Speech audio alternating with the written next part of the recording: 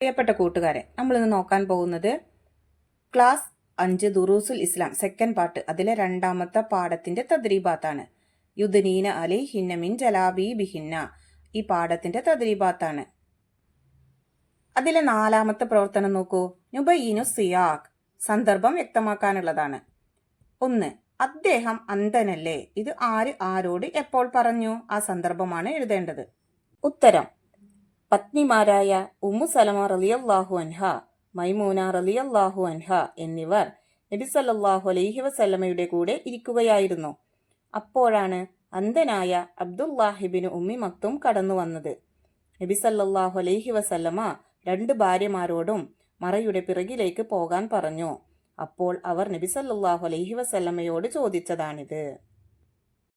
അടുത്ത് നുബയ്യിനു സിയാഖ്, അതിൽ രണ്ടാമത്തത്. നിന്റെ വീടിന്റെ ഉള്ളറയിൽ നിസ്കരിക്കുന്നതാണ് നിനക്കുത്തമം.